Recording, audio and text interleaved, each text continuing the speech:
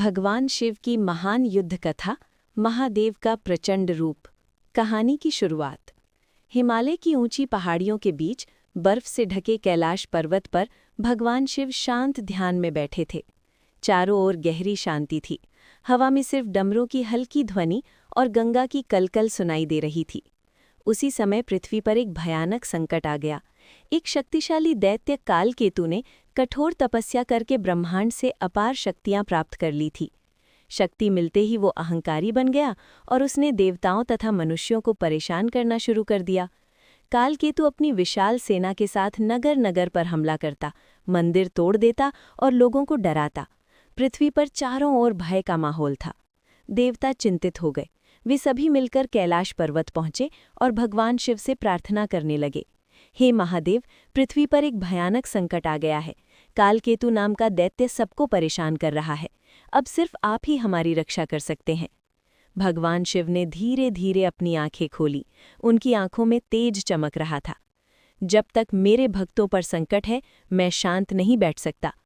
इतना कहकर भगवान शिव खड़े हुए। उनका शरीर दिव्य प्रकाश से चमकने लगा। उन्होंने अपना त्रिशूल उठाया और नंदी पर सवार होकर युद्ध के लिए निकल पड़े। दैत्य की चुनौती। दूसरी तरफ कालकेतु अपने काले महल में बैठा हंस रहा था। अब इस संसार में मुझे कोई नहीं रोक सकता। तभी आसमान में बिजली चमकी और जोरदार गर्जना हुई। आसमान से आवाज आई, अहंकार का अंत निश्चित है कालकेतु। कालकेतु ने ऊपर देखा। बादलों के बीच भगवान शिव खड़े थे। उनके हाथ में त्रिशूल और आंखों में अग्नि जैसी चमक थी। कालकेतु हंसते हुए बोला, तो तुम हो शिव। अगर तुम में शक्ति है तो मुझसे युद्ध करो। भगवान शिव शांत स्वर में बोले, ये युद्ध तुम्हारी इच्छा है, लेकिन ये युद्ध तुम्हारे अहंकार का अंत भी होगा। महायुद्ध की शुरुआत। इतना सुनते ही कालकेतु ने अपनी सेना को आदेश दिया, हमला करो। हजारों दैत्य सैनिक भगवान शिव की ओर दौड़ पड़े, लेकिन महादेव ने अपना डमरू बजाया। डमरू की ध्वनि से धरती कांप उठी। फिर भगवान शिव ने अपना त्रिशूल घुमाया। त्रिशूल से निकली दिव्य ऊर्जा ने दैत्यों की सेना को पीछे धकेल दिया। युद्ध भयंकर होता जा रहा था। आसमान में बिजली चमक रही थी, धरती हिल रही थी और चारों ओर दिव्य शक्ति का प्रकाश फैल रहा था। कालकेतु ने अपनी सबसे शक्तिशाली शक्ति छोड़ी, अंधकार अग्नि। पूरा आकाश काले धुएं से भर गया, लेकिन भगवान शिव मुस्कुराए। उन्होंने अपनी तीसरी आंख खोल दी। तीसरी आंख से निकली दिव्य अग्नि ने उस अंधकार को तुरंत नष्ट कर दिया। तांडव का प्रचंड रूप। अब भगवान शिव ने रौद्र तांडव करना शुरू किया। उनके हर कदम से धरती कांप रही थी। देवता आकाश से ये अद्भुत दृश्य देख रहे थे। भगवान शिव ने त्रिशूल उठाकर कालकेतु की ओर फेंका।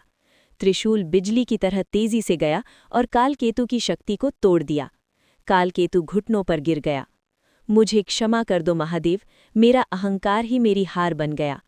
भगवान शिव ने शांत स्वर में कहा, शक्ति का उपयोग हमेशा रक्षा के लिए होना चाहिए, अहंकार के लिए नहीं। इतना कहकर भगवान शिव ने अपनी कृपा से उसे जीवनदान दे दिया। कहानी का संदेश।